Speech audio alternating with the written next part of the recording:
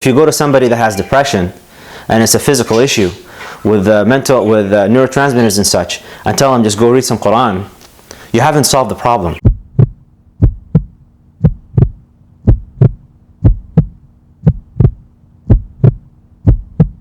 Assalamu alaikum.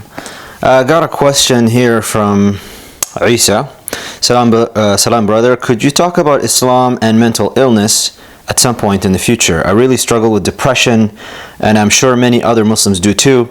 It's hard to know who to trust these days because people tell you to take medication, others say don't take medication, it will make you worse. Here in the UK, the Muslim community really doesn't have many counselors or mental health professionals that can provide medical and Islamic advice. All we get are people telling us it's sihr, so basically like black magic. I've been struggling with depression for about 10 years, and I go through intense periods where I consider taking my own life right now. Of course, the episode with my friend who left Islam didn't help, but I've been struggling with mental health problems for most of my adult life. Most of the time, I don't feel like much of a Muslim because I'm an introverted, unemployed, so I can't give to charity, and despite being 29, I'm single. I don't think I'll ever get married. I'll just live a celibate life, even if it's not Islamic. I feel like I'm a fringe Muslim. So this is a really deep problem within our community. Depression is a real thing. Mental illness is a real thing. It's not, this idea that many in the Muslim community tend to jump straight to that it's sihr, or that it's some jinn or something. I mean, a lot of superstitious ideas creep up and come up. And not only do some of our brothers and sisters have to struggle with mental illness and depression, they also have to be stigmatized for it.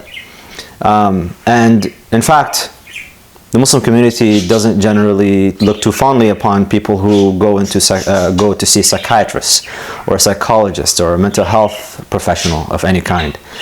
Counselors even, marriage counseling, all of these things, real issues, social and familial issues are being driven out from their professional sources and outsourced to imams who are not trained in any of this stuff. We have this idea that the fact that somebody has studied Islam makes them qualified to talk about everything and deal with everything and anything, which is totally absurd. So for this brother Isa, your depression could in fact be a real medical issue. What you'll need to do is actually go to a psychiatrist, go to a mental health professional, get assessed properly. There are certain chemicals and neurotransmitters in the brain that if they're out of balance, they will impact your life. And for people who tell those who have depression, just think positively, you need to stop. Because it's not as simple as, depression is not just, oh, I'm feeling down, I'm a little bit sad. We all go through, I'm feeling down, I'm a little bit sad. These are just normal cycles of mental health. But depression is quite debilitating. I'm not going to pretend I know what it's like because I haven't been there. But I have known individuals. In fact, I did work with somebody. She just disappeared. Nobody knew where she went, what happened to her. And it turns out eventually we find out that she has bipolar disorder, which has a manic and a depressive state. Those people, when they go through the stuff, it's literally like having it's almost like you're asking somebody who's had their legs amputated to walk. Get up and walk. Or somebody that just became paralyzed, get up and walk. They literally can't. And we have this idea that mental health is not real. Just because it has a psychological aspect that may not be measured, we treat it as if it's not a real thing. We only look at physical maladies as real. And in a sense, that's almost like telling someone who has a migraine or a very strong headache, it's just in your head. It's not real. It doesn't exist. Meanwhile, this person is debilitated. They can't function. You have to put them, they will tell you no sound, no noise, dark room. And just because you can't measure it in some way, that doesn't mean that it's not real. So we really have to, for the Muslim community at large, we have to acknowledge the existence of these things. And Isa's issue is exacerbated with the fact that we don't have mental health professionals. Even for Muslims, when many of us go and study medicine, psychiatry is not really considered too highly of. It's not looked upon too fondly, generally in medicine, for whatever reason. And for Muslims, we don't even think about it. We all want to be cardiac surgeons or neurosurgeons or something that has some social currency that makes us look so fancy. But when it comes to psychiatry, it's like, So, and it's not something, depression is also not something that you can just tell them, go read some Quran, or make them even feel worse about their own Islam. Oh, you're a bad Muslim. You have a crisis of faith, and that's why you're depressed. You need to connect back with Allah. This is a multifaceted, very complex issue. And we're making it worse by not training as Muslims, having some Muslim psychiatrists, practicing Muslim psychiatrists who studied Islam, because we believe that the human being is not just a body. It's not just this physical entity. Yes, you have the brain and the chemicals and the neurotransmitters and all these things, but you also have a spirit, a ruh. And if you don't handle these things in their proper ways and approach them with the proper methodologies that they need to be approached with, because the spirit, the soul, has different medication than the brain requires. So if you go to somebody that has depression and it's a physical issue with neurotransmitters and such, and tell them just go read some Quran, you haven't solved the problem. So you need to approach it from these different angles, and you need somebody who's well versed and well entrenched in both fields in a strong enough fashion that they can address this properly.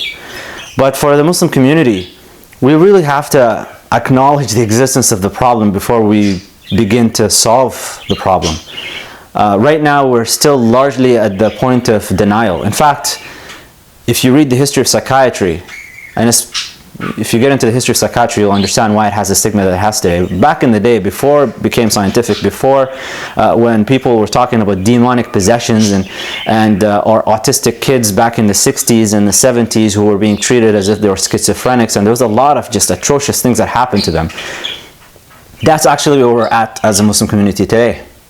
We're treating actual problems that could be medically investigated and have interventions done to ameliorate them to some extent and alleviate them. We're treating them as if they're just your demonic possession, and not acknowledging that it could be other things. There are other issues at hand. Not to mention the difference in opinion anyways between can you actually become possessed.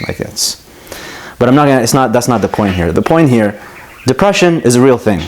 It's not just about being sad. Suicidal thoughts are not a sin in of themselves. In and of themselves. They're not a sin like that. People getting these thoughts, it's a multitude of things. I'm not going to give you advice on what to do, because that's not my field. When I studied neuroscience and when I teach it, I can teach you, I can descriptively teach you. But to prescribe things, that's not now it's out of my domain. And now I'm going to tell you, go to a professional. If you can find a Muslim psychiatrist, that is your best bet. Otherwise, go find somebody. The problem when we don't have Muslim psychiatrists, by the way, is that psychiatry and medicine in general, allopathic medicine, approaches things from a materialistic, empiricist perspective. So it does not acknowledge the existence of a soul, of a spirit, of any of these things. They may just hand wave about it, but they don't treat it as a real thing. So if you have a Muslim psychiatrist who's rooted in the tradition and also rooted in medicine, who can deal with this in the complexity that it comes with, that's your best bet. Otherwise, go see a mental health professional. And do not let anybody, Muslim or non-Muslim, stigmatize you or make you feel, I mean, it's hard, I'm telling you, but you can't help but feel that way. But so this is really to people who are not going through mental health problems. Those of us who have, to some extent, healthy mental situations, do not stigmatize those with mental health problems. Do not theologize it. Don't make them feel worse about themselves. Those who have depression are not bad Muslims. It's not because they're distant from Allah, from God. That's not the primary cause all the time. Sometimes these are tests. So at any rate, it's a very big thing, a very, very big problem to handle. I'm trying to keep these videos short, but hopefully somebody who's a professional is watching this, Muslim psychiatrist who is unknown. I mean, this Isa is in the UK. Those of you in the UK that are watching this, if you have links resources that are helpful, that go beyond go talk to an imam, please comment and link them below. Share this video, maybe some of the guys that are not watching it can get to see it, and maybe it will provide some help for Isa and people in his situation. سبحانك اللهم وبحمدك أشهد أن لا إله إلا أنت أستغفرك وأتوب إليك. Assalamu alaikum. So now you've seen some of the videos. I'm going to be trying to post these scattered thoughts, I'm actually going to call it, because they're just scattered thoughts, as often as possible. I'm trying to go for a minimum of 4 times a week, but I'm trying to build this platform on YouTube. So I'm hoping that if you enjoy this content, that you would subscribe, like, comment below, and share this video, and tell your mommy, tell your daddy, tell your pops, tell your grandpa, tell your grandma, tell everybody. If there is any benefit that can be derived from these, I would really appreciate it if you can spread it.